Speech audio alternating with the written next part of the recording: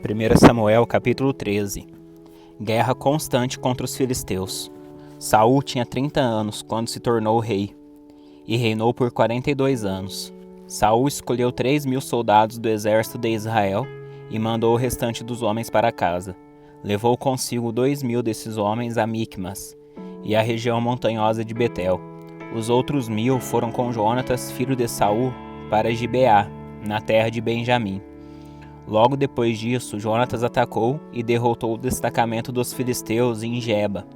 A notícia se espalhou entre os filisteus. Então Saul tocou a trombeta por toda a terra, anunciando: ouçam bem, hebreus, e todo Israel ouviu que Saul tinha destruído o destacamento dos filisteus e que agora eles odiavam os israelitas, mais que nunca.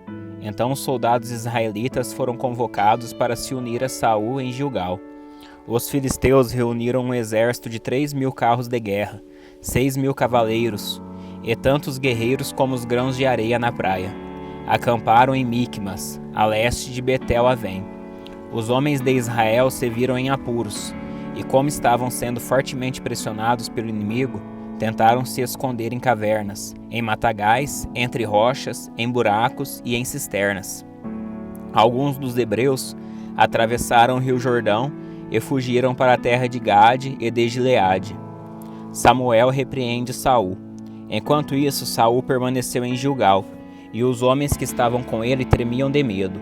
Saul esperou ali por Samuel durante 7 dias, conforme Samuel o havia instruído, mas ele não chegou. Vendo que os soldados debandavam rapidamente, Saul ordenou: tragam-me o holocausto e as ofertas de paz. E ele próprio ofereceu o holocausto. No exato instante em que Saul terminava de oferecer o holocausto, Samuel chegou. Saul foi a seu encontro para cumprimentá-lo, mas Samuel disse: o que você fez? Saul respondeu: vi que meus homens estavam debandando e que o Senhor não chegou no prazo que havia prometido. Além disso, os filisteus estavam em Micmas, prontos para a batalha. Assim pensei: os filisteus estão prontos para lutar contra nós em Gilgal, e eu não pedi ajuda ao Senhor. Por isso me senti na obrigação de oferecer o holocausto. Você agiu como um tolo, exclamou Samuel. Não guardou o mandamento que o Senhor, seu Deus, lhe deu. Se tivesse obedecido, o Senhor teria estabelecido para você sempre o seu reinado sobre Israel. Agora, porém, seu reinado não permanecerá, pois o Senhor escolheu um homem segundo o coração dele. O Senhor já designou esse homem para ser líder de seu povo, pois você não obedeceu ao mandamento do Senhor. A desvantagem militar de Israel. Então Samuel partiu de Gilgal e subiu para Gibeá, na terra de Benjamim. Quando Saul contou os soldados que ainda estavam com ele, viu que havia cerca de 600 homens. Saul, Jonatas e os soldados que estavam com eles ficaram em Geba, na terra de Benjamim. Os filisteus acamparam em Micmas. 3 grupos de ataque deixaram o acampamento filisteu. Um foi para o norte, em direção a Ofra, na região de Sual. Outro foi para o oeste, a Bet-Horon. E o terceiro rumou para a fronteira, acima do vale de Zeboim, na direção do deserto. Naqueles dias não havia ferreiros na terra de Israel, pois os filisteus não permitiam que os hebreus fizessem espadas ou lanças. Assim, sempre que o povo de Israel precisava afiar seus arados, enxadas, machados e foices, tinham que levá-los aos ferreiros filisteus. O custo para afiar o arado ou uma enxada era de 8 gramas de prata, e para afiar um machado, uma foice ou uma ponta de ferro de uma vara de tocar bois, 4 gramas. Por isso, no dia da batalha, ninguém em Israel tinha espada ou lança, exceto Saul e Jonatas. Nesse meio tempo, os filisteus mandaram um destacamento para o desfiladeiro de Micmas. 1 Samuel capítulo 14. O plano audacioso de Jonatas. Certo dia, Jonatas, filho de Saul, disse a seu escudeiro: venha, vamos ao lugar onde fica o destacamento dos filisteus. Mas Jonatas não contou ao seu pai o que pretendia fazer. Enquanto isso, Saul estava acampado nos arredores de Gibeá, em volta da árvore de romãs, em Migron, junto com cerca de 600 homens. Entre eles estava Aias, o sacerdote que levava o colete sacerdotal. Aias era filho de Aitube, irmão de Icabode, filho de Finéias, filho de Eli, que tinha servido como sacerdote do Senhor em Siló. Ninguém percebeu que Jonatas havia saído do acampamento. Para chegar ao destacamento dos filisteus, teve de passar por entre dois penhascos. Um se chamava Bozes e o outro Sené. Um ficava ao norte, de frente para Miquimás, e o outro ao sul, de frente para Geba. Jonatas disse ao seu escudeiro: Vamos atravessar até o destacamento daqueles incircuncisos. Quem sabe o Senhor nos ajudará, pois nada pode deter o Senhor. Ele pode vencer com muitos guerreiros e também com apenas uns poucos. Faça o que lhe parecer melhor, respondeu o escudeiro. Eu o seguirei para onde o Senhor for. Pois bem, disse Jonatas, vamos atravessar e deixar que nos vejam. Se disserem, fiquem onde estão, ou mataremos vocês, ficaremos parados e não iremos até eles. Mas se disserem, subam até aqui e lutem, então subiremos. Será sinal de que o Senhor os entregará em nossas mãos. Quando os filisteus os viram chegando, gritaram: Vejam, os hebreus estão saindo dos buracos onde estavam escondidos. Então os homens do destacamento gritaram para Jonatas e seu escudeiro: Subam até aqui, e nós lhe daremos uma lição. Venha, suba logo atrás de mim, disse Jonatas a seu escudeiro. O Senhor entregou os filisteus nas nossas mãos. Então subiram usando os pés e as mãos. Jonatas derrubava os filisteus e atrás deles seu escudeiro os matava. Mataram no total cerca de 20 homens, numa pequena porção de terra. De repente, o pânico tomou conta do exército filisteu, tanto no acampamento como no campo, e também nos destacamentos e nos grupos de ataque. Naquele instante houve um terremoto e todos se encheram de terror.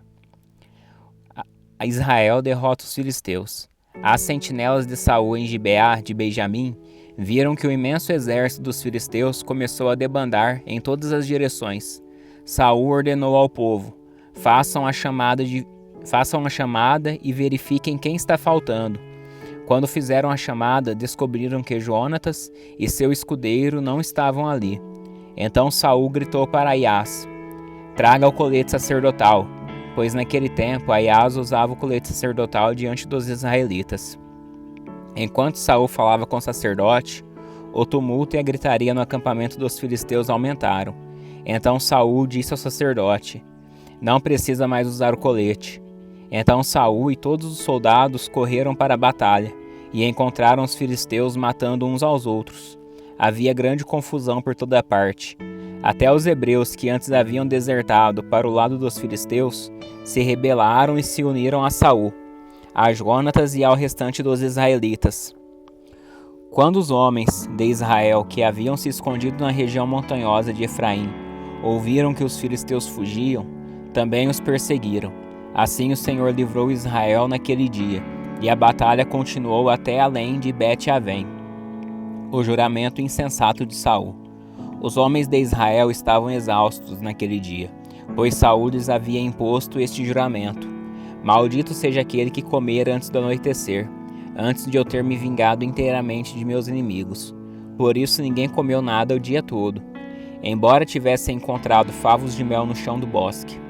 Não se atreveram a provar o mel, pois temiam o juramento exigido por Saul. Jonatas, porém, não sabendo do juramento de seu pai, enfiou a ponta de uma vara num favo de mel e comeu. Depois de comer, recuperou as forças. Vendo isso, um dos soldados lhe disse: Seu pai obrigou o exército a fazer um juramento severo, pelo qual quem comer alguma coisa hoje será maldito. Por isso todos estão exaustos. Meu pai trouxe desgraça sobre o povo, exclamou Jonatas. Vejam como recuperei as forças depois de provar um pouco de mel. Se os homens tivessem recebido permissão para comer à vontade do alimento que encontrarem entre os inimigos, imaginem quantos filisteus mais teríamos matado.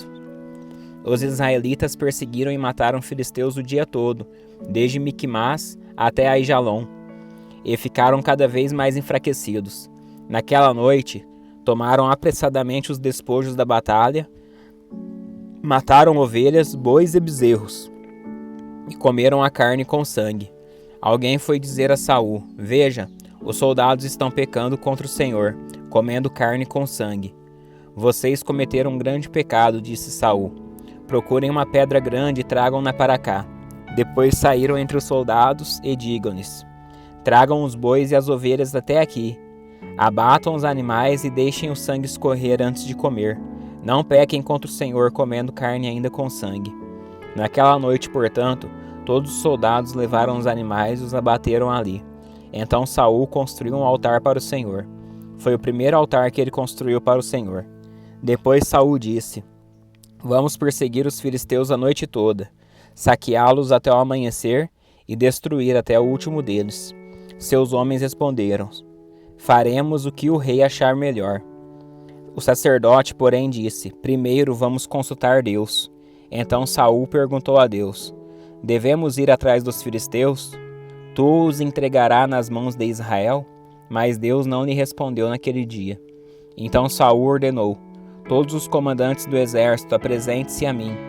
Descubram como e por que aconteceu esse pecado. Tão certo como vive o Senhor, aquele que resgatou Israel, o culpado morrerá, mesmo que seja meu filho Jonatas. Contudo, ninguém lhe disse nada. Saul disse a todo Israel: Jonatas e eu ficaremos aqui, e todos vocês ficarão ali. E os homens responderam: façam o que o rei achar melhor. Em seguida Saul orou: ó Senhor, o Deus de Israel, mostra-nos quem é o culpado e quem é inocente. Por sorteio, Jonatas e Saul foram escolhidos como sendo os culpados, e o povo foi declarado inocente.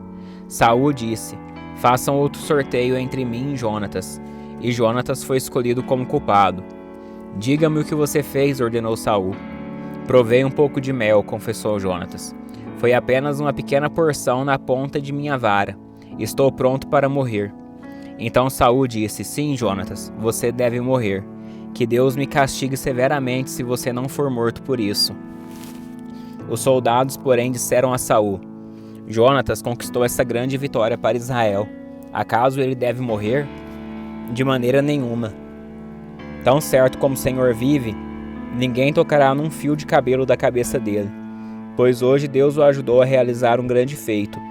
E assim o povo salvou Jonatas da morte. Então Saul deixou de perseguir os filisteus e eles voltaram para sua terra. As vitórias militares de Saul. Depois que Saul havia se firmado como rei de Israel, lutou contra seus inimigos ao redor, contra Moabe, Amon e Edom, contra os reis de Zobá e contra os filisteus. E para qualquer lado que se voltava era vitorioso. Realizou grandes feitos e derrotou os amalequitas, livrando Israel de todos os que haviam saqueado. Os filhos de Saul eram Jonatas, Ibosete e Malquissua. Também tinha duas filhas, Merabe, a mais velha, e Mical, a mais nova. A esposa de Saul se chamava Ainoã, filha de Aimaas. O comandante do exército de Saul era Abner, filho de Ner, tio de Saul. Quis, pai de Saul, e Ner, pai de Abner, eram filhos de Abiel. Os israelitas lutaram ferrenhamente contra os filisteus durante toda a vida de Saul. Por isso, sempre que Saul via um jovem forte e valente, logo convocava para o seu exército. 1 Samuel capítulo 15. Saul derrota os amalequitas. Certo dia, Samuel disse a Saul: foi o Senhor que me enviou para ungí-lo rei de seu povo, Israel. Agora ouça esta mensagem do Senhor. Assim diz o Senhor dos Exércitos: resolvi acertar as contas com a nação de Amaleque, por ter se colocado contra Israel quando o povo saía do Egito. Agora vai e destrua completamente a nação amalequita. Homens, mulheres, crianças, recém-nascidos, gado, ovelha, camelo e jumentos. Então Saul reuniu seu exército em Telaim. Havia 200.000 soldados de Israel e 10.000 homens de Judá. Em seguida, Saul e o exército foram à cidade dos amalequitas e armaram uma emboscada no vale. Saul mandou este aviso aos queneus: afastem-se de onde vivem os amalequitas, para que não morram com eles, pois vocês demonstraram bondade a todos os israelitas quando eles saíram do Egito. Então os queneus saíram do meio dos amalequitas. Saul atacou e derrotou os amalequitas desde Avilá até Sur, a leste do Egito. Capturou Agag, o rei amalequita, e destruiu completamente o povo. Saul e seus homens pouparam a vida de Agag, bem como o melhor das ovelhas, do gado, dos bezerros gordos e dos cordeiros. Destruíam apenas o que não tinha valor, ou o que era de qualidade inferior. O Senhor rejeita Saul. Então o Senhor disse a Samuel: Arrependo-me de ter colocado Saul como rei, pois ele se afastou de mim e se recusou a obedecer às minhas ordens. Samuel ficou tão frustrado ao ouvir essas palavras que clamou ao Senhor a noite toda. Na manhã seguinte, bem cedo, Samuel foi procurar Saul. Alguém lhe disse: Saul foi para a região do Carmelo, onde levantou um monumento para si próprio. Depois seguiu para Gilgal.